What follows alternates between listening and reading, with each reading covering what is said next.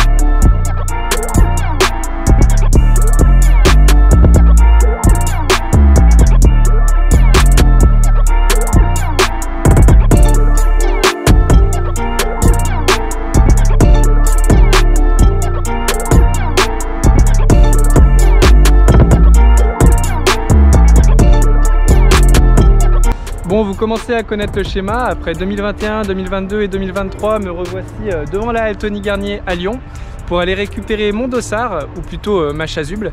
C'est l'une des spécificités de la Saint-Élion, pour ce qui sera donc ma 4e participation. 4e participation et 2e fois sur l'aller-retour, la Lyon-Saint-Élion après 2022. Je vous cache pas que c'est un bel objectif de fin de saison. À cette époque de l'année, le corps est souvent fatigué, usé par la longue année de course à pied. C'est encore le cas cette année, particulièrement parce que j'ai fait beaucoup d'ultra. Enfin voilà, la Maxi Race, l'UT4M, la TDS, l'Endurance Trail des Templiers et donc là la Lyon-Saint-Élion. Je dis que le corps est usé, mais le mental est usé aussi.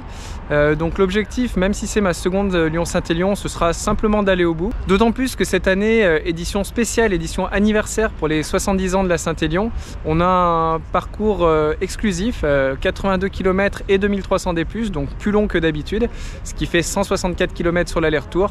Voilà, ça va piquer, l'aller me fait pas trop peur, mais le retour risque d'être difficile. Je ne vous représente pas la course ni tous les formats, vous connaissez tout ça très bien maintenant. Juste cette année, il y a 2 nouveaux formats. La Saint-Épique, qui est une randonnée entre Soucieux et Lyon, à peu près 21 ou 22 km, qui se tiendra dimanche. Et la Saint-Égonze, c'est un ensemble de petites courses de 0,5 à 4 km pour les enfants, qui ont lieu ce soir, vendredi, en fin de soirée. Pour moi, le départ est demain samedi. J'aurai le temps tout au long de la course de vous parler des spécificités de ce format. En attendant, je vais aller au salon du trail et puis récupérer mon dossard.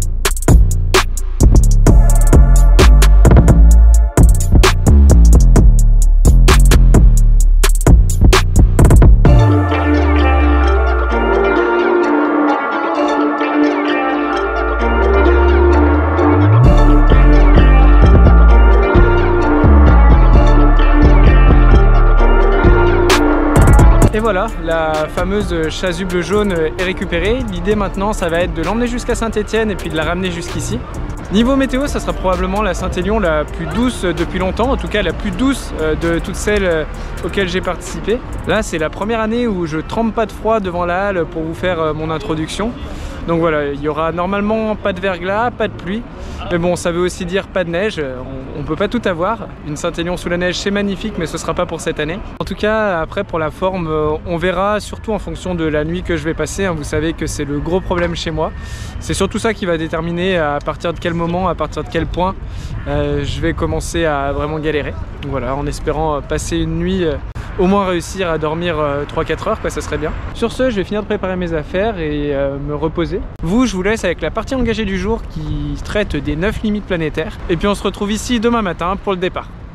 Je vous parle souvent sur cette chaîne du dérèglement climatique et de ses conséquences, et lutter contre le changement climatique en réduisant les émissions de gaz à effet de serre, dont le CO2 est le plus connu, est essentiel. C'est un sujet extrêmement important, urgent même, mais quand on s'intéresse à l'écologie, à l'environnement, au climat, et donc à la survie des espèces qui peuplent notre planète, dont l'espèce humaine fait partie, je le rappelle, ce n'est qu'un morceau du problème. C'est pourquoi je voulais aborder aujourd'hui avec vous le sujet des limites planétaires. Les limites planétaires, c'est un terme introduit en 2009 par un groupe de 28 scientifiques internationaux réunis par le Stockholm Resilience Center et dirigé par Johan Rockström, qui cherchait alors à identifier et lister les processus naturels qui régulent la stabilité et la résilience du système qu'est la Terre, ainsi qu'à connaître les limites à ne pas dépasser. En d'autres mots, ce sont des processus qui, à l'équilibre, permettent de maintenir les conditions de vie sur Terre, mais qui, une fois l'état d'équilibre dépassé, mettent notre survie à tous sur ce gros caillou en péril. Le dépassement de cet état d'équilibre est marqué par une limite jusqu'à laquelle la Terre peut absorber les pressions anthropiques, les pressions que nous, humains, lui imposons, sans compromettre les conditions de vie de l'espèce humaine. Ces limites, ce sont donc les limites planétaires ou frontières planétaires, planetary boundaries en anglais, et elles sont au nombre de 9. Voici ici le schéma traditionnellement utilisé pour les représenter, avec ici la première version de 2009. Je vous décrirai juste après les 9 cônes qui composent ce schéma, mais d'abord pour que vous le compreniez bien. Au centre, le cercle en pointillé représente notre planète, la Terre. Celle-ci est découpée en 9 secteurs, ce sont les 9 processus qui, à l'équilibre, permettent à la vie d'exister et de perdurer à sa surface. Les pointillés représentent au sein de chacun de ces secteurs les limites de ces processus à ne pas dépasser. En vert, on reste dans ce qui est acceptable, on ne prend pas plus à la Terre qu'elle ne peut régénérer. Pour l'image, imaginez que c'est une blessure qui pourra se refermer entièrement, sans cicatrice, ou bien un simple ressort qu'on aurait étiré mais qui aurait repris sa forme initiale. Lorsque ces limites sont dépassées, comme c'est le cas sur 3 secteurs ici, on passe dans l'orange voire le rouge, la blessure ne se refermera pas, on a trop tiré sur le ressort, et celui-ci est déformé, il ne reprendra jamais sa forme initiale. Nous voyons donc qu'en 2009, nous avions réussi à évaluer 7 limites, et au sein de celles-ci, nous en avions dépassé 3. Tenez-vous bien, voici l'évolution en 2015, puis en 2023. Aujourd'hui, les scientifiques ont donc réussi à évaluer les 9 limites, et parmi celles-ci, nous en avons dépassé 6. Il faut bien avoir en tête que tout ceci est extrêmement complexe, que ces limites sont de plus étroitement liées, interconnectées, et donc que l'effondrement d'une limite peut entraîner la chute d'une autre, et inversement. Je vais maintenant vous décrire très brièvement les 9 limites, mais chacune de ces limites fera probablement l'objet d'une partie engagée dans mes vidéos de 2025. Je peux malheureusement pas tout expliquer ici en 5 minutes. On commence par les 3 limites qui n'ont pas encore été dépassées. Tout d'abord, l'appauvrissement de l'ozone stratosphérique, c'est le fameux trou de la couche d'ozone dont on a beaucoup entendu parler à la fin du XXe, début du XXIe siècle. Je reviendrai dessus dans une autre vidéo parce qu'il constitue un exemple de coalition, d'union, d'entente entre les États pour lutter contre une menace commune que l'on n'a pas du tout aujourd'hui, même si tout n'est pas comparable puisque les solutions de ce côté-là étaient essentiellement technologiques. Deuxième limite non dépassée, la quantité d'aérosols dans l'atmosphère, ou en d'autres mots, la pollution atmosphérique. Attention, la limite n'est pas dépassée, mais ces aérosols qui sont produits par la combustion de carburants fossiles, principalement par nos différentes industries et les transports, sont déjà retrouvés dans d'immenses proportions dans l'atmosphère et reconnus responsables de la mort de plus de 7 millions de personnes chaque année, et de la perte évidemment d'un nombre incalculable d'années de vie. Troisième limite, qui est justement à la limite d'être dépassée, mais pas encore, c'est l'acidification des océans. Les mers et les océans sont d'immenses puits de carbone, ils permettent de limiter le réchauffement climatique, et ça c'est super, en captant le CO2 atmosphérique. Le problème, c'est tout d'abord, comme j'avais expliqué lorsque je décrivais les rapports du GIEC, que plus ils captent de CO2, plus ils sont en quelque sorte remplis, et moins la proportion de CO2 qu'ils arrivent à capter est importante. Mais surtout, ce captage entraîne l'acidification, la baisse du pH de l'océan, un processus très sous-estimé qui nuit aux organismes calcifiants, comme les coraux, et a un impact très négatif sur les écosystèmes marins, ce qui affecte toute la chaîne alimentaire des mers et des océans. On est donc à 2 doigts de dépasser cette limite. Passons maintenant aux limites déjà dépassées. La plus connue, c'est celle du changement climatique, avec les concentrations de CO2 atmosphérique et le forçage radiatif. Je ne m'étale pas là-dessus, puisque je vous en parle tout le temps, mais nous sommes aujourd'hui à plus 1,1 degré de réchauffement climatique au niveau mondial.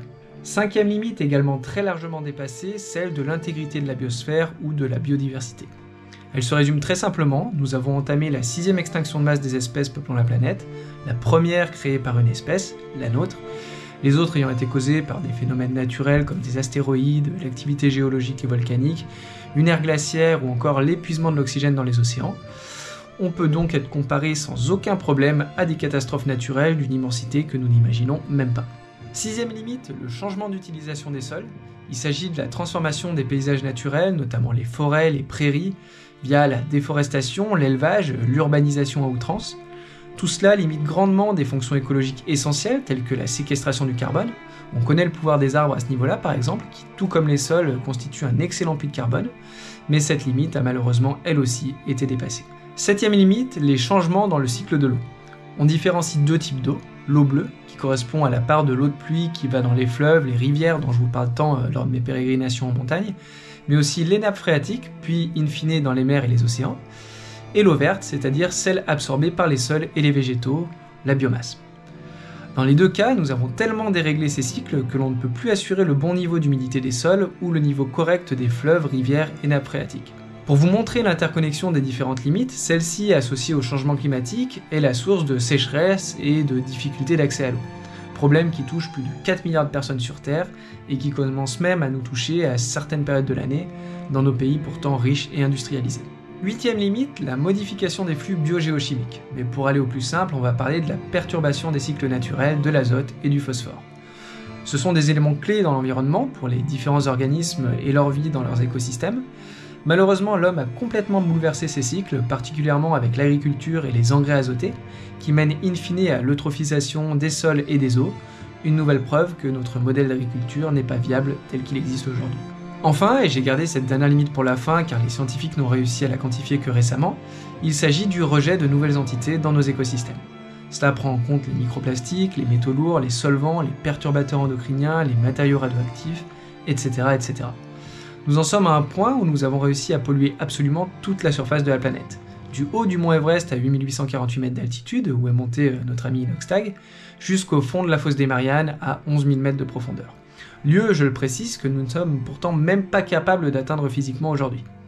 Ici, la limite est elle aussi explosée. Voilà pour ces 9 limites planétaires, je ne vais pas pousser plus pour aujourd'hui, je reviendrai sur chacun de ces points dans le futur.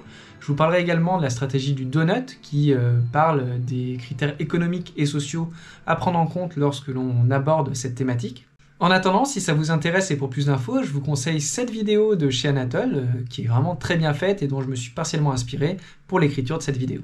Après tout ça, si vous vous sentez anxieuse ou anxieux et que vous vous demandez que faire, je dirais commencer par ne pas faire l'autruche, ne pas faire comme si tout cela n'existait pas. Malheureusement, fermer les yeux n'empêche pas tout ça d'exister. Les conséquences arrivent et sont même déjà là, y compris dans nos pays occidentaux. On a vu récemment les inondations très importantes en Espagne, à Valence, qui ont fait de nombreuses victimes. Au niveau individuel, cela signifie continuer à essayer de vivre plus sobrement, limiter la viande, l'avion, privilégier les mobilités douces, ne pas acheter de produits issus de la fast fashion, etc., etc.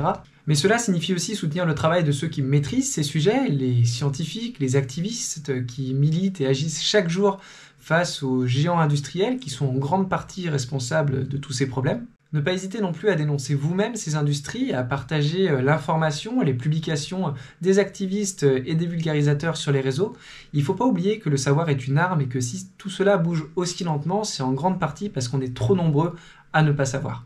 Enfin, votez pour des femmes et hommes politiques qui, pour certains, bien que jamais parfaits, ont conscience des problèmes, au moins d'une partie d'entre eux, et peuvent mener des combats à grande échelle en tentant de faire changer les lois. Voilà pour cette dernière partie engagée de l'année 2024. On va maintenant tenter de retrouver un peu de légèreté, enfin du moins j'espère que je me sentirai léger sur cette Lyon-Saint-Élion 2024. Allez, samedi matin, il est 7h40, 7h45 à peu près, je me dirige vers le tram pour aller à la Altony-Garnier. J'habite à Lyon, pour ceux qui ne le savent pas. Je suis bien chargé, j'ai mon sac de course, sac pour Sainte-Catherine à l'aller, dans lequel j'ai juste mis des chaussures de rechange au cas où, je vous en parlerai pendant la course. Et derrière, le sac pour Saint-Étienne, avec toutes les affaires de rechange, etc. La bouffe pour le retour. On a le droit à un sac de 40 litres et 10 kg. C'est limite. Voilà. Il fait 40 litres et 10 kg. Enfin, je suis à 9 kg à peu près. Mais c'est vrai que c'est pour tout faire rentrer, pour être dans les normes acceptées, c'est assez... Enfin, pour moi en tout cas, c'est assez compliqué. Surtout avec... tout ce qui est nécessaire pour recharger les batteries de GoPro, etc. Ça fait vite du poids. Comme vous le voyez, beaucoup de brume ce matin, on voit pas grand chose. Bon, après il est même pas 8h, donc c'est normal. On va commencer avec une météo, une température comme ça, donc à peu près 0 degré, jusqu'à au moins Soucieux. Et après au fur et à mesure qu'on avance dans les monts du Lyonnais, ça devrait se découvrir petit à petit jusqu'à atteindre 11-12 degrés vers Sainte-Catherine au milieu des monts du Lyonnais dans l'après-midi. Voilà, allez, direction tram, la halle, je vous filme tout ça et puis je vous retrouve pour le départ. Je reprends juste 2 secondes, mais à 10 secondes près vous avez loupé un truc magnifique. Après vous avoir reparlé, là je remets la GoPro dans ma poche, je regarde pas devant moi. Et en marchant à cette allure, là en marchant assez vite, je me prends un poteau mais en pleine gueule. Vraiment comme dans les dessins animés. Ça m'a bien sonné. S'il y a une bosse qui pousse pendant la course, on en reparlera. Mais excellent, complètement con. Je m'en remets pas. Ça commence bien.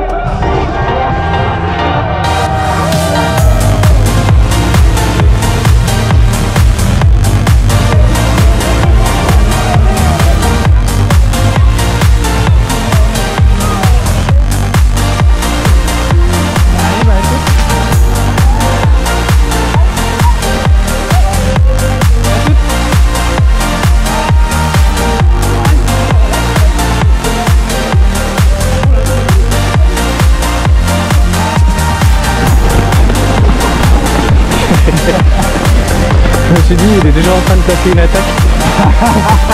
Et c'est parti dans la première fois.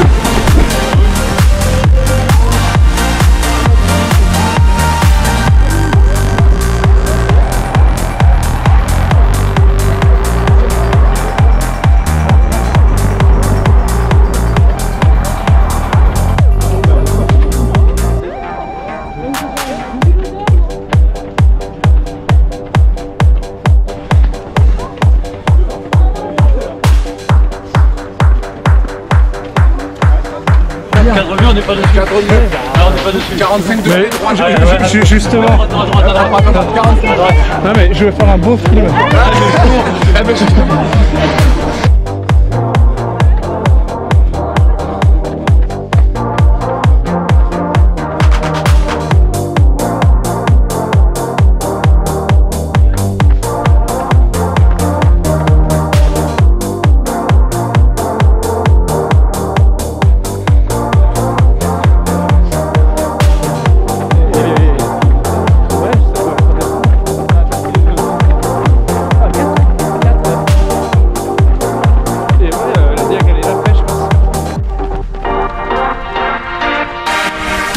Les 6 bornes, on a fait tous les éléments qu'on retrouve à la fin de la Saint-Élion normalement. Donc au début ici, pont Raymond-Barre, musée, le Rhône, la Saône, escalier de la Muletière, le parc Acrobranche et puis là la descente de la montée des aqueducs, montée de l'aqueduc, qu'on prendra à la montée au retour.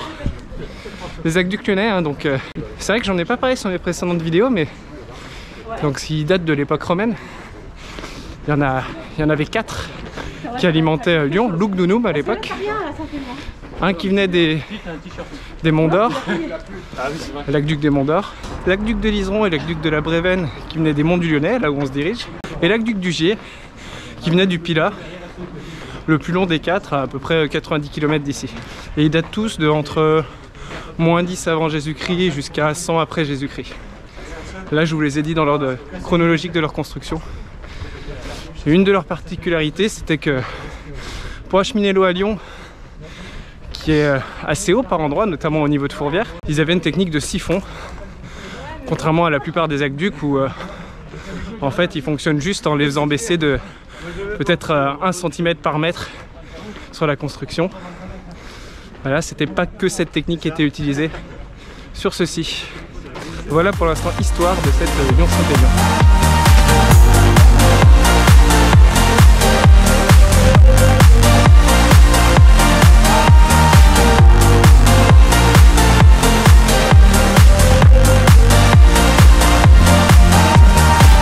Ouais, donc pour l'instant ça trottine sur le plan en descente, ça marche en montée, bon, sauf quand c'est un tout petit faux plat comme ça, on trottine quand même. Je le rappelle, hein, pour ceux qui ne connaissent pas ce format, l'allée n'est pas chronométrée, on doit juste arriver à Saint-Étienne avant 22h30. Il y a quelques barrières horaires sur les ravitaux, mais qui sont assez larges honnêtement. Si on ne les passe pas, ils nous rapatrient à Saint-Étienne et on peut faire le retour en mode Saint-Élion classique. Mais voilà, donc l'allée, le but c'est de s'économiser et de courir tranquillement, puisqu'on est chronométré et que le classement ne se fait que sur le temps du retour. On va voir un petit peu le parcours de bouffe. Là, du calendrier, ça tombait bien, celle-là, c'est les 70 ans. Ouais, bah ouais, grave. Ça devient un jeu en fait. Et alors que là, on passe devant le ravito de Chaponneau. On n'a pas besoin de faire le fameux aller-retour qu'on devra faire tout à l'heure, enfin demain matin. Et je ne sais pas si vous voyez, je suis avec Hans Soren. Bon, vous le connaissez forcément, hein. Si c'est pas le cas, si c'est pas le cas, je vous mets sa chaîne. Allez voir, il fait des super vidéos. Une belle rencontre. Ouais, c'est cool. Donc pour cette allée, aussi la particularité, c'est que le parcours n'est pas balisé. Donc on se déplace à la montre, on a le parcours sur la montre. Sauf ici, petite exception, ils nous ont mis quelques panneaux pour qu'on contourne un endroit qui a été à moitié inondé à cause des grosses intempéries sur Lyon il y a quelques jours. Mais sinon voilà, c'est on navigue, on est vraiment en autonomie, à part pour les 3 ravitaux. Chaponneau, donc pas de ravito à l'aller, le premier est à Soucieux. Je suis vraiment très content d'avoir croisé Anthony, Hans Soren. C'est un des gars dont je regarde les vidéos depuis très longtemps, avec Vincent Godin à la route du trail. Donc vraiment, je pense que vous connaissez sa chaîne, mais si c'est pas le cas, allez voir, c'est vraiment top. Bon, par contre, je voulais pas préciser, mais ce que je vous disais hier, c'était que ce qui importerait le plus, c'était de faire une bonne nuit pour que la fatigue arrive le plus tard possible. Au moins dormir 3-4 heures, j'aurais aimé. Mais je suis en nuit blanche, encore une fois. 2 courses d'affilée que j'arrive vraiment pas à dormir en veille de course. Ça devient de plus en plus un problème. Avant, j'arrivais au moins à dormir 2-3 heures. Maintenant, plus du tout. Puis au-delà de ça, bon, c'est un peu plus perso, mais j'ai des problèmes de sommeil de manière générale. Des insomnies tout le temps. Enfin, assez souvent. Là, cette semaine, j'ai fait que des nuits de 3-4 heures. Donc, je sens déjà la fatigue. Mais en même temps, je commence aussi à avoir l'habitude. Donc, je sais à peu près comment gérer ça. Voilà, je referme cette parenthèse. Bonjour.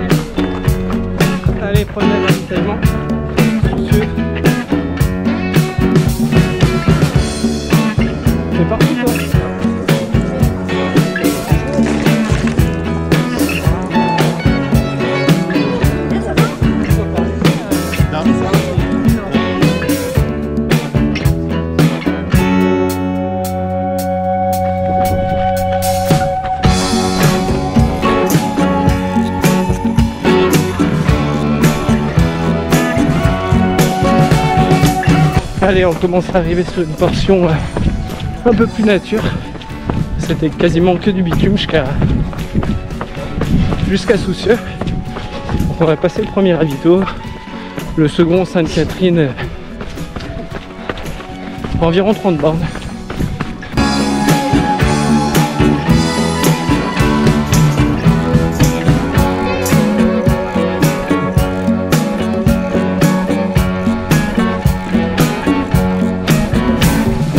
Trop marrant, je viens de croiser un gars, pas sur la course mais qui encourage et qui accompagne des potes à lui qui sont sur la Lyon-Saint-Élion, que j'avais croisé sur la Saint-Élion, sur ma première Saint-Élion en 2021.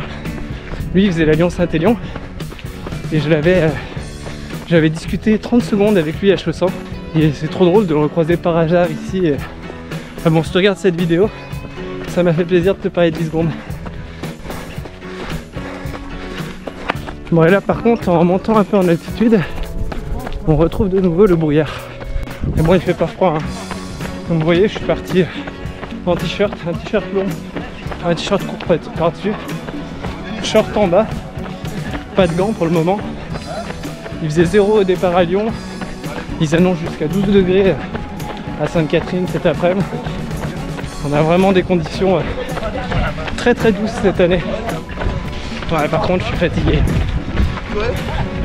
C'est chiant ça.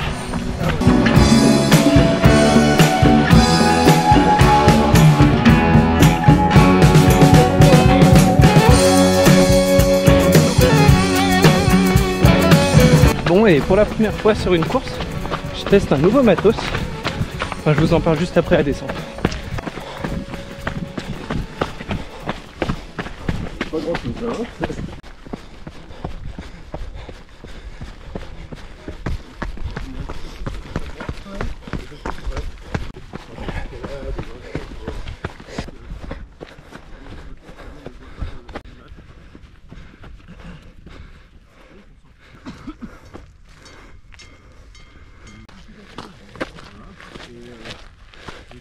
Oui, donc j'ai pas poursuivi sur le matos, mais j'ai cette petite caméra qui est une nouvelle caméra qui me permet de filmer sans les mains. C'est un système d'aimant. Et bon, sur la Saint-Élion, c'est pas d'une grosse utilité à part pour les ravitaux, où je peux faire mon ravito tout en filmant. Mais sur les ultras de montagne, je suis souvent un peu frustré de ne pas pouvoir filmer dans les parties techniques, descentes techniques, soit parce que j'ai besoin de mes mains ou de tenir les bâtons. Bah, avec cette caméra, je pourrais. Donc, je teste aujourd'hui sur la Saint-Élion. Et si ça fonctionne bien, je l'emmènerai sur mes ultras dès l'an prochain. Ouais, là il y a des belles vues normalement sur les monts du Lyonnais.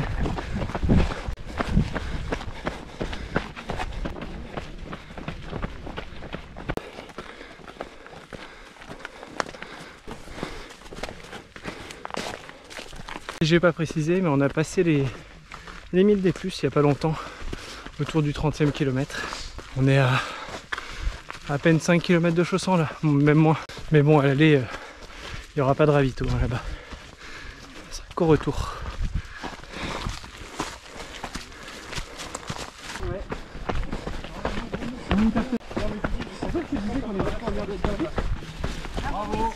Merci.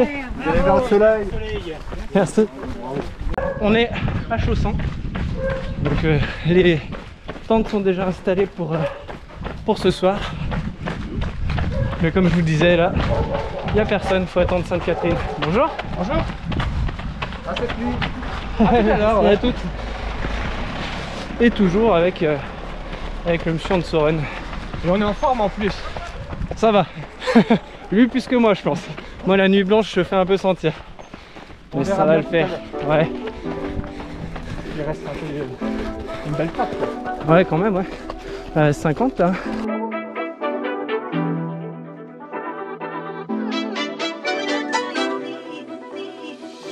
Et là on vient de passer la portion que j'aime le moins en fait sur la Saint-Élion au retour. C'est une descente, donc là on a pris en montée, qui est pas hyper technique, hein, ça reste les monts du Lyonnais, mais qui est probablement la plus technique de la course. Je vous en avais parlé dans l'analyse du parcours. Et ouais, on est dans cette montée là.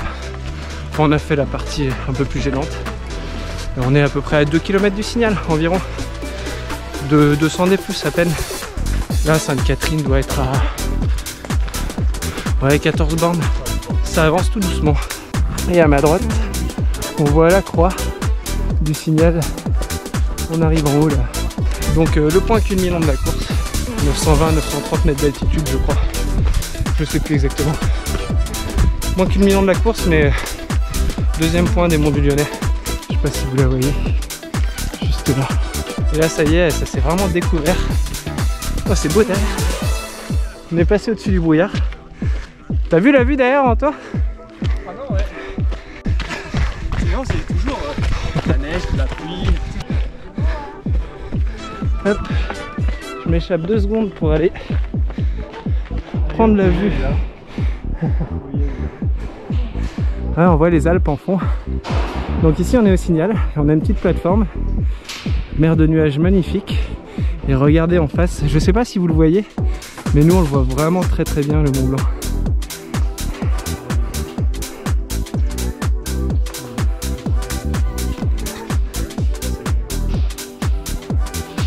Avec la petite croix.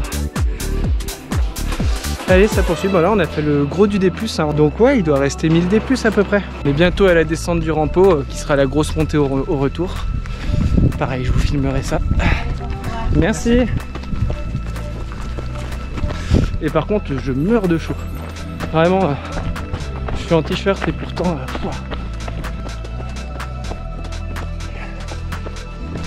Ils ont mis un filet ici. Il n'y en avait pas avant, je sais pas à quoi ça sert.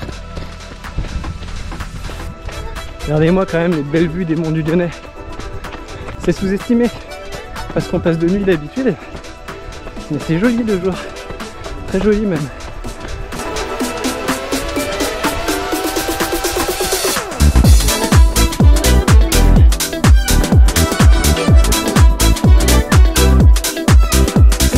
Petit point chaussures, même si là au milieu des feuilles c'est pas le meilleur moment pour les voir.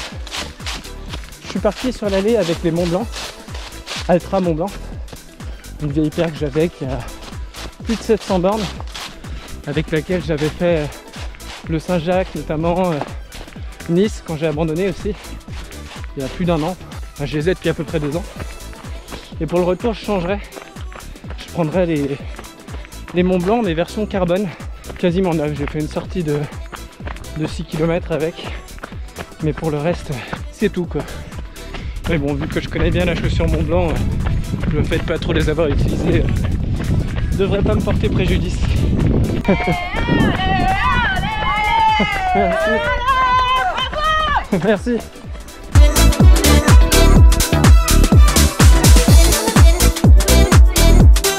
Et voilà, on traverse le village de Saint-André-la-Côte en arrivant quasiment au 40e kilomètre. Donc à peu près un quart de course, la moitié de l'allée. Il va vraiment falloir que je dorme à Saint-Étienne par contre. Je suis fatigué. On voit toujours les Alpes et le Mont Blanc sur ma gauche. Je l'ai rarement vu aussi bien. D'ici je veux dire. Ça a rarement été aussi dégagé. Allez, dans quelques centaines de mètres, ça va redescendre donc sur cette fameuse descente du Rampeau. Au retour, la montée du Rampeau qui est celle qui est très pentue, hein, 220 D+ à peu près sur 800 mètres, pas loin de 30% de moyenne. L'une des 2 grosses montées du retour et la plus longue et la plus compliquée. Enfin la plus longue, la plus compliquée en tout cas.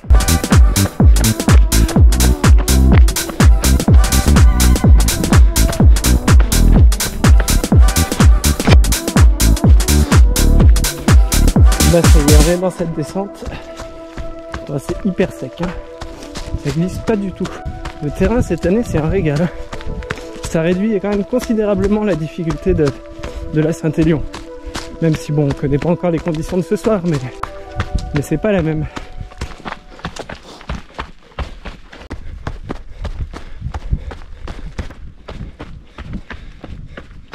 Et voilà, on est en bas.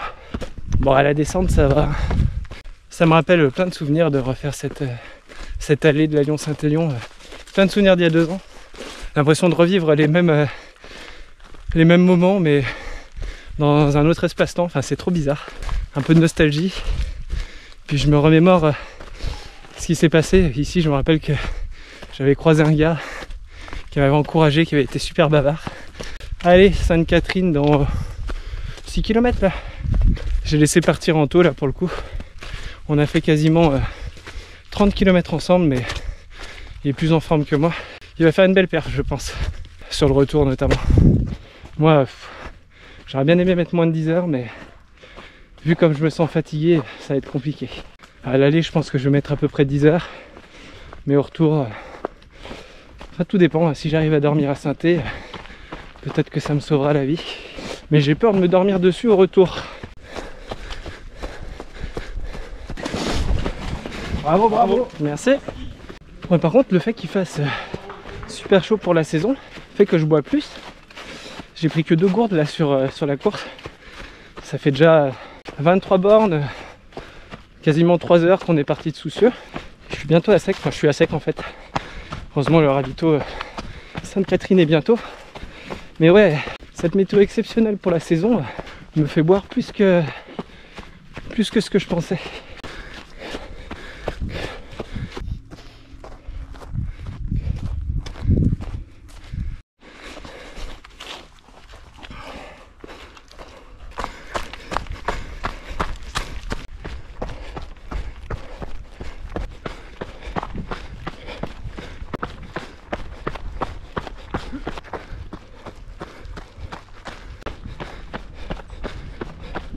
Et en face, on aperçoit l'église de Sainte-Catherine.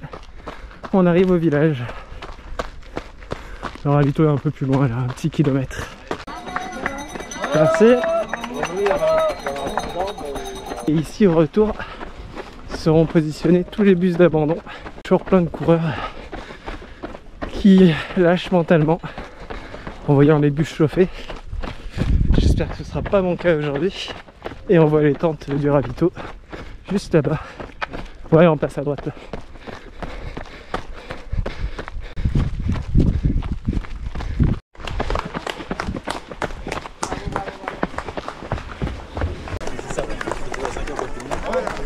Merci.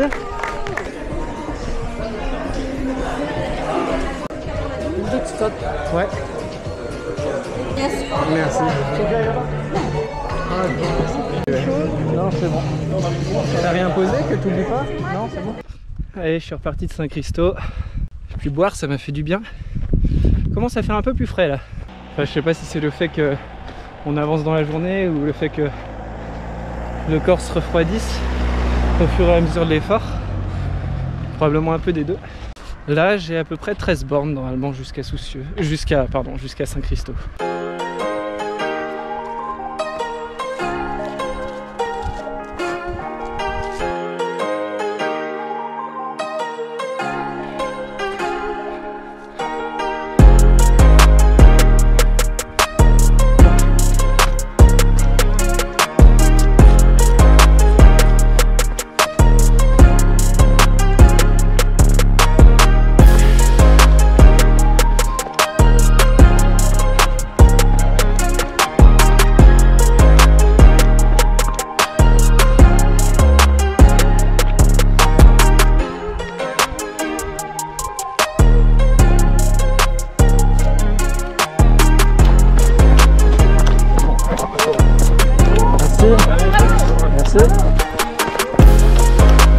Bon, 53,75 là. Je pense que ça a mal aux gambettes. La fatigue se fait vraiment de plus en plus sentir. J'ai hâte d'arriver à Saint-Thé. On est à 6h46 de course là. Ouais, 2055 D+. Il reste à 600 on va dire.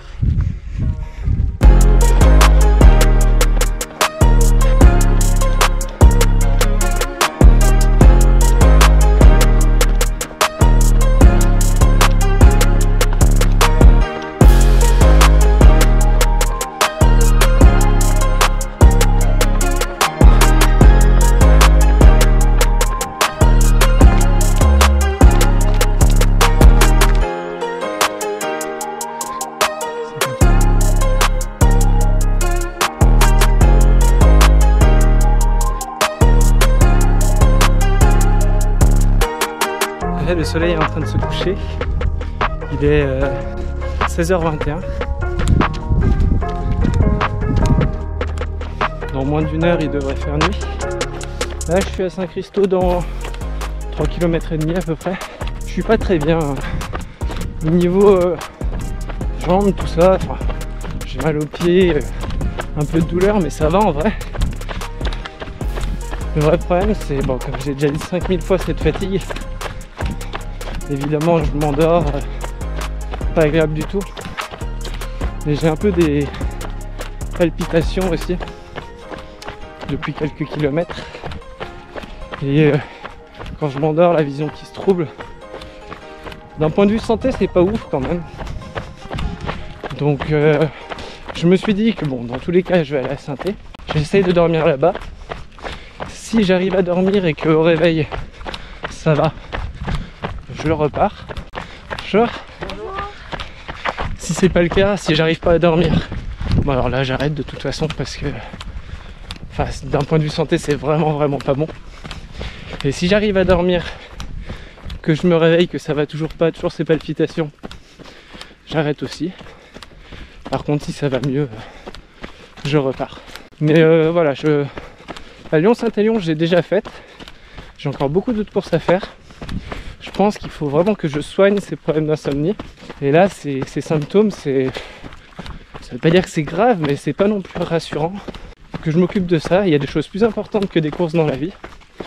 Et ça ira mieux quand j'aurai réglé tout ça. Bon, on verra. Prochain point, Saint-Christophe. Puis après, j'aviserai à Saint-Étienne.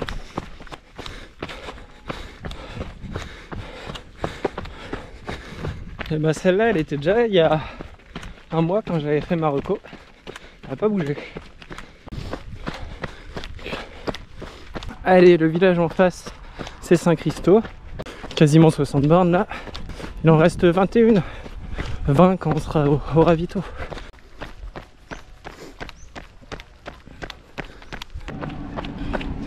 Allez, me voilà à Saint-Christophe. Il reste 20 bornes jusqu'à Saint-Thé.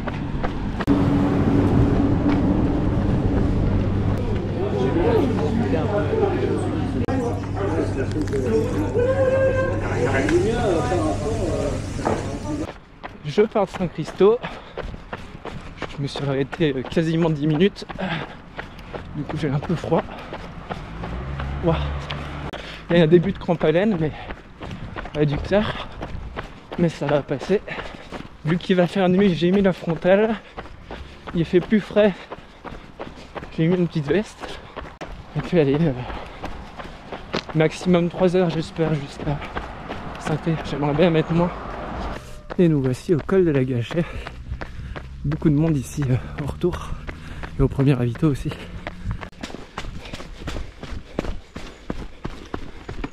Et là ça y est, on est dans la redescente qui sera au retour, la montée qu'ils ont rajoutée après Val-Fleury. Pentu hein, comme je disais. Et encore on n'est pas dans le plus pentu là. On est dans la deuxième partie de cette descente qui sera la remontée sur Saint-Christophe au retour. Qui est bien raide hein. Pas vraiment un single mais presque parce qu'à gauche on peut pas trop courir. Avec le passage de tous les coureurs ça risque d'être boueux aussi. Ah bon. Elle fera mal celle-ci.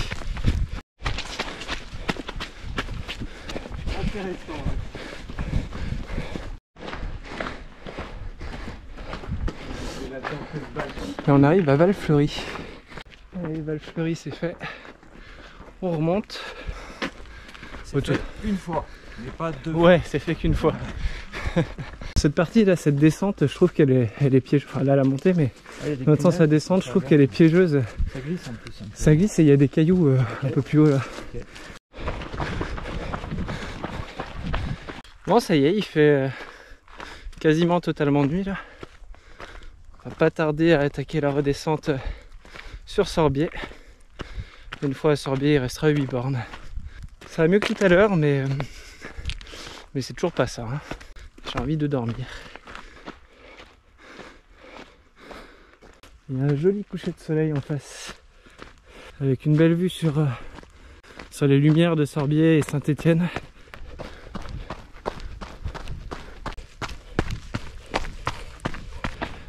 Et c'est ici au retour, si je suis là, qu'il y aura les gens qui mettent énormément d'ambiance. Bonsoir. Merci. Et on est de nouveau dans la brume. Et avec la lumière de la frontale, on n'y voit rien. On a fini la descente là, qui sera la première vraie montée de la course. On arrive sur Sorbier. On a une petite remontée, on est à Sorbier. Merci. Merci. Ah, vous avez vu cette brume? Et voilà, le rond-point de Sorbier, d'ici c'est 8 km jusqu'au parc expo de Saint-Étienne. Petite remontée, environ 150 d+, et après ça redescend et du plat pour la fin. Quasiment tout en bitume. Allez, ça y est, ça redescend plus ou moins. C'est très très long là cette fin. Je suis vraiment cuit quoi, à mi-course. Même pas. Je galère clairement plus qu'il y a 2 ans. Hein. Ça confirme un truc aussi, c'est que comme l'attestent mes index UTMB, Bitrail, etc. Mes perfs sont de moins en moins bonnes, enfin je progresse plus en tout cas. Faut que je règle certains problèmes. Ah putain, j'ai des hallucinations. Première fois que ça me le fait vraiment en course. Incroyable d'avoir des hallucinations au bout de 10 heures de course quoi. Je suis tellement déçu si vous saviez que ces problèmes d'insomnie me gâchent mes courses. Il y a beaucoup plus grave dans la vie, hein. Faut relativiser. Mais c'est juste que c'est pénible parce que tu t'entraînes, tu penses à ces courses, c'est beaucoup d'implications à beaucoup de niveaux dans la vie de tous les jours, vis-à-vis du travail, vis-à-vis du temps libre, et que ce soit tout gâché à cause d'un problème que j'arrive pas à... C'est pas par manque de volonté, hein, mais que j'arrive pas à régler. Puis ouais, ce que je vous dis pas aussi, c'est que ce problème en entraîne d'autres quoi. Là c'est plus le cas, mais en début de course, j'avais des nausées à cause de la fatigue. Je vais être honnête, je le sens mal pour le retour. Hein. Je le sens mal. Allez, je suis à Saint-Étienne. On est à 1 km de l'arrivée. Ça aura été difficile. Heureusement, j'ai croisé Adrien là, qui est juste devant, qui sur la fin a discuté un peu. Ça m'a permis d'avancer et de courir. Mais ouais, pour une moitié de course, c'est trop de douleur là. Par là-bas jusqu'à la barrière rouge. Ouais, merci. Bonsoir. Bon courage. Hein. Ouais, merci. Merci beaucoup. C'est parfait pour la santé. Ouais, tu fais la santé complète là ? Bah écoute, bon courage.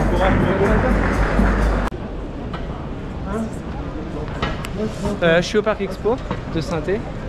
Encore une fois, je suis vachement surpris. C'est même pas 20 h. Le départ est à 23h30 et c'est déjà blindé partout. Nous on a notre petit espace, enfin notre grand espace maintenant parce qu'on est 600 coureurs. Lyon-Saint-Élion derrière ces trucs là. Et ouais, là l'idée ça va être d'être rapide. Première chose, me changer vite fait, me laver, manger. Enfin me laver, il n'y a pas de douche, hein, donc toilette de chat. Manger et puis dormir. Voilà. Faut que je dorme au moins 2 heures. Mais avant tout ça, récupérer le sac.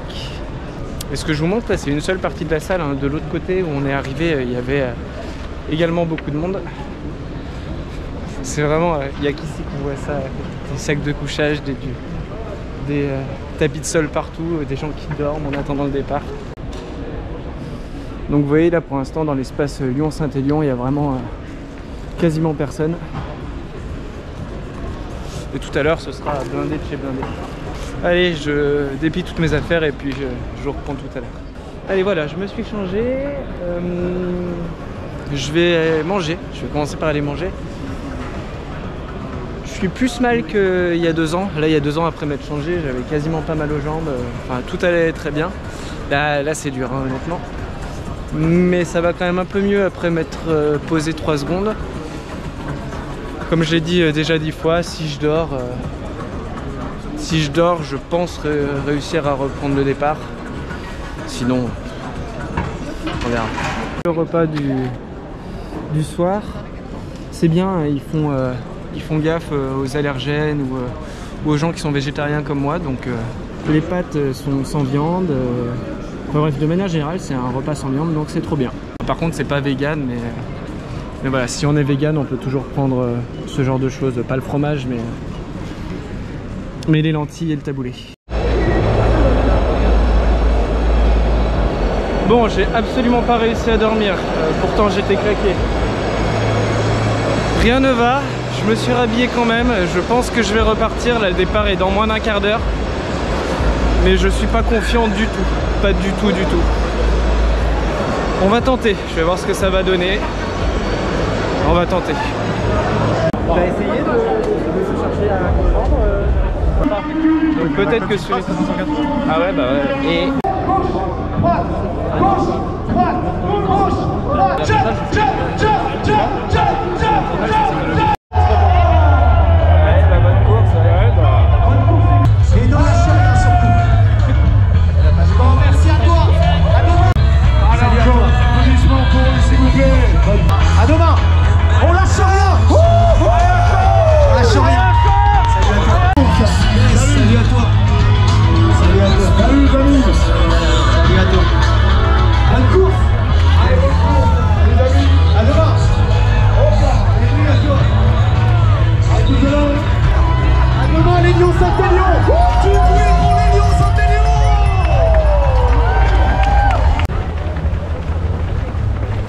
Ça va les What the Run? Bon, je suis parti finalement. On va voir ce que ça donne. Et Boto, le coureur engagé. Ah, j'avais pas vu que cette fois-ci. Non, le coureur bien-être, il m'a appelé tout à l'heure dans la salle. Incroyable. Bien-être, je sais pas ce qui m'a pris. Ouais, je suis avec les What the Run, vous devez connaître aussi.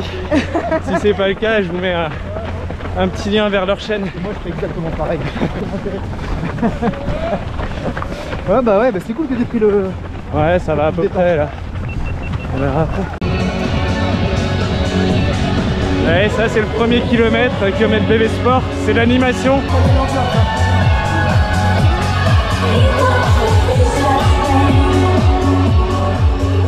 De ouf, franchement c'était super cool. Mais c'est la seule. Oui. Et elle est au bout d'un kilomètre. Bon, comme vous le voyez, je suis reparti. Ça va là. Le changement de chaussures m'a fait du bien. J'arrive à courir, un peu mal au genou. Un peu mal à la pointe du pied. Des pieds.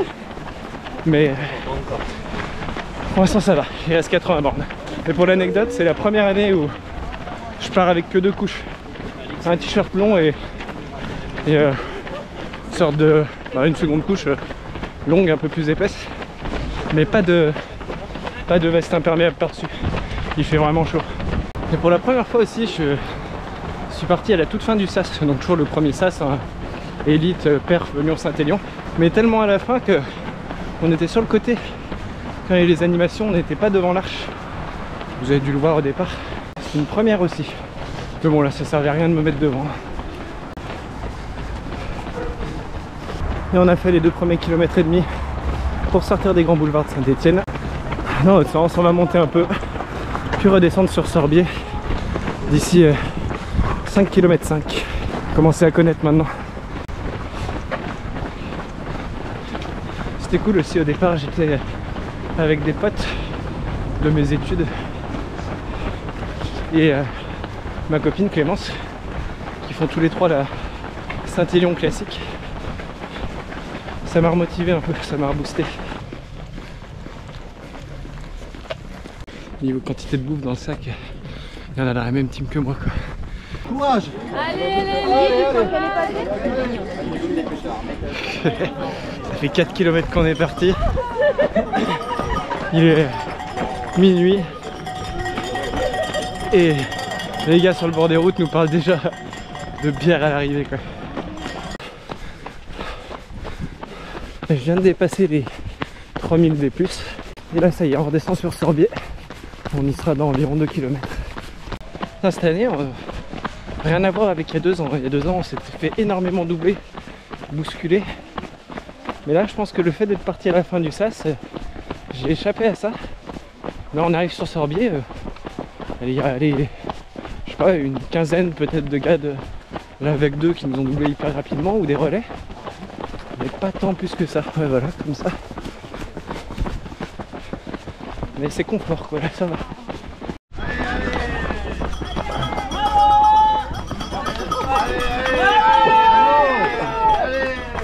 Et voilà Sorbier. Putain, il y a beaucoup moins de monde que d'habitude. D'habitude ici c'est blindé. Là il n'y a personne. Ah, un peu plus au loin là-bas.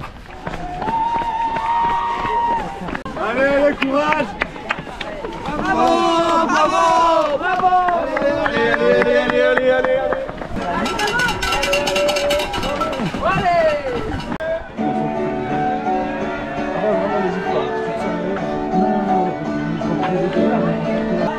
Première année qu'il y a un truc musique ici.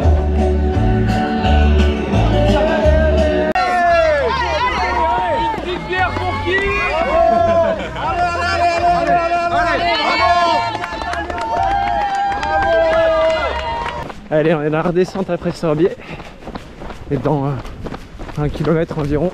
Encore engagé. Merci. Bonne course. Et ouais, dans 1 km, on sera en bas de la première vraie côte, la plus longue, celle qui fait 300 D+, pas la plus pentue. Mais voilà, ça va piquer, c'est là que je risque de commencer à m'endormir. Parce que bon, là depuis Saint-Etienne, j'ai quasiment tout couru, à ma grande surprise. J'ai bien fait de repartir pour l'instant. Mais bon, la Saint-Élion a pas vraiment commencé là.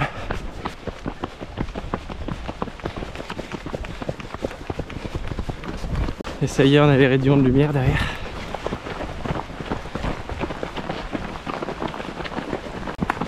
Allez, bravo! Allez, très bien! Allez, ça y est, ça monte.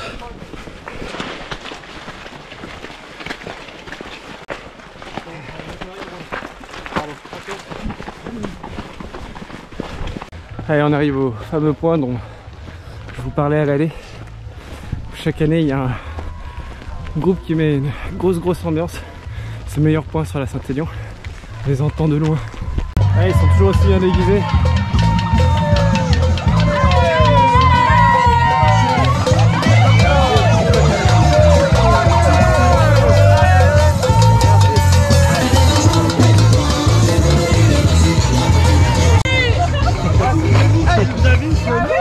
Les mecs sont complètement en rond quoi. Ils nous tournaient un pack de bière. Bon, malheureusement là, ça allait pas trop mal sur ce début de retour. Les jambes ça va beaucoup mieux, etc. Par contre, je recommence à avoir des palpitations et je tachycarde. Là en marchant sur du plat, je suis à 160 BPM, ça m'arrive jamais ça. Je pense que c'est plus sérieux que j'arrête. C'est con de mettre ma santé en jeu quand même. Ouais, je crois que je suis en train de prendre ma décision là. Pourtant vraiment ça allait beaucoup mieux, hein, mais il y aura d'autres courses. Hein. Je suis désolé de ne pas vous emmener jusqu'au bout. Évidemment déçu, mais il y a des choses plus importantes. Bon voilà, j'ai appelé ma maman qui est venue me récupérer, qui était à Saint-Christo. Je n'ai pas non plus envie de poursuivre jusqu'à Saint-Christo. C'est jamais bien de se voir tachycarder. Je dis au revoir à la Saint-Élion pour cette année, à la Lyon-Saint-Élion. Et à tous ces coureurs, toute la file de coureurs qui remontent là-bas. Encore une fois, c'est dommage, mais et bon, j'ai fait beaucoup de courses cette année, j'ai pas de regrets. Je pense que j'aurais arrêté à Saint-Etienne, j'aurais pas réussi à repartir. J'aurais pu avoir des regrets, mais là j'ai essayé et c'est vraiment le corps qui lâche. La santé passe avant. Et je retenterai ce genre de choses quand j'aurai réussi à régler mes problèmes de sommeil. C'est plus possible de faire des ultras en nuit blanche quoi.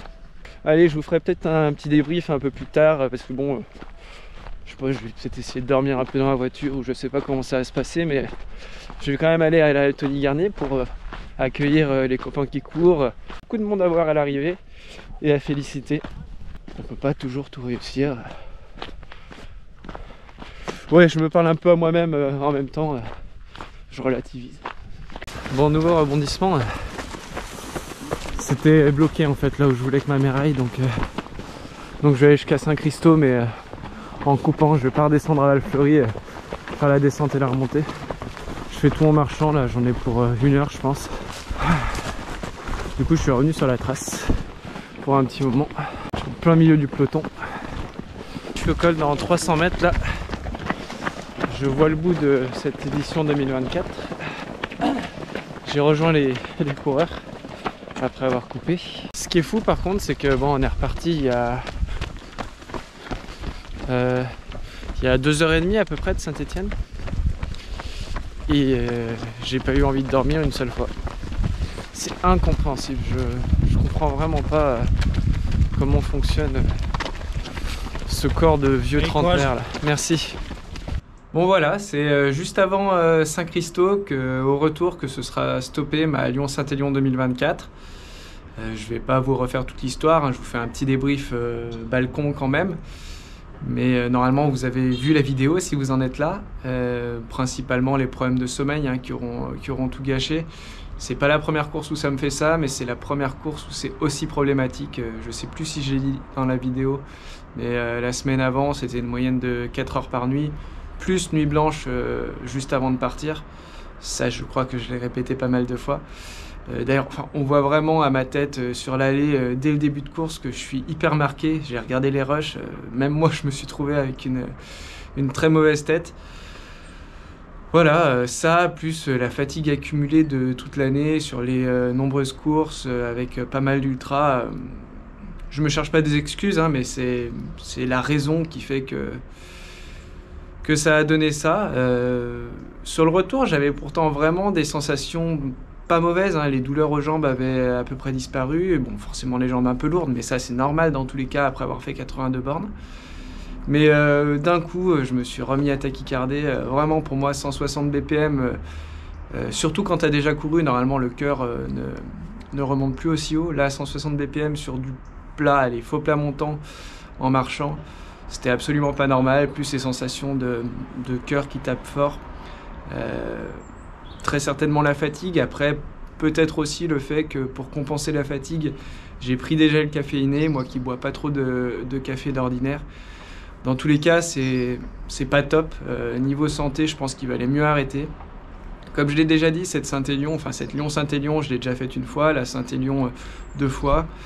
Je reviendrai, je pourrais prendre ma revanche en étant en meilleure forme. Il faut d'abord que je règle ces soucis de santé, pas que pour la course à pied, aussi pour ma santé de manière générale. Et puis même dans la course à pied, on entend souvent dire que en fait, l'entraînement, c'est ce qui fait régresser. Et c'est la récupération qui permet ensuite de progresser. Et moi, cette récupération, je ne l'ai pas. Ça fait un moment que je ne l'ai plus. Je vous ferai un bilan, je pense, de cette année 2024.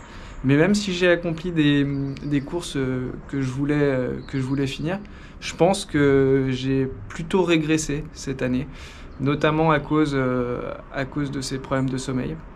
Et c'est la première année depuis que je cours où je me dis ça. Donc il y a beaucoup de choses à mettre en place et à modifier pour que ça se passe mieux les années suivantes. Forcément un peu de déception, mais comme je l'ai expliqué, je pense que là, au vu de la situation, c'était nécessaire. Cette course, elle était ratée avant même que je la commence. Et ouais, on ne met pas sa santé en jeu pour de la course à pied. C'est dommage aussi parce que c'était une Saint-Élion qui était l'une des plus faciles, en tout cas la plus facile que j'ai connue à courir. Alors pas au niveau du profil et du parcours, hein, comme j'ai déjà expliqué, mais par contre niveau conditions, c'était tellement plus simple que les années précédentes. Il y aurait pu y avoir de belles choses à faire si la forme avait été là. Voilà, je pense qu'il y avait des objectifs aux alentours de 9h, peut-être au retour, 9h30, 10h, peu importe. De toute façon, avec des scies, on fait beaucoup de choses. Mais ouais, courir en t-shirt à l'aller, simplement avec une deuxième couche au retour, en ayant chaud même, j'ai jamais vu ça. Donc ouais, c'était une Saint-Élion très atypique et j'espère que vous, en tout cas, vous avez kiffé pour ceux qui l'ont couru. Je termine en remerciant tous ceux que j'ai croisés sur cette Saint-Élion. Il y a beaucoup de monde qui m'a remercié pour la vidéo que j'ai fait à propos du parcours. Ça me fait très plaisir. J'espère que ça vous aura plus servi à vous qu'à moi. En tout cas, merci pour tous vos mots sympas, vos encouragements avant, pendant, après, en vrai ou en message privé. Ça me fait vraiment très plaisir. Merci aussi à tous ceux que j'ai pu rencontrer ou alors que je connaissais un petit peu, mais que avec qui j'ai pu discuter un petit peu plus sur cette course. Donc Anso Run, les What the Run, Laura, etc., etc. Ça m'a fait très plaisir aussi de vous parler, d'échanger un bout de chemin. Comme j'ai dit au cours de la vidéo, n'hésitez pas à aller voir leur vidéo de la Saint-Élion, leur chaîne si vous ne la connaissez pas. Et puis voilà, on se retrouve en 2025 pour les prochaines courses et comme je vous ai dit, peut-être la fin 2024 pour un débrief de cette année et pourquoi pas vous parler du programme de l'année 2025 si je l'ai décidé à ce moment-là. Allez, moi je vais retourner apprendre les bases, apprendre à dormir et puis je vous dis à bientôt pour les prochaines vidéos. Salut!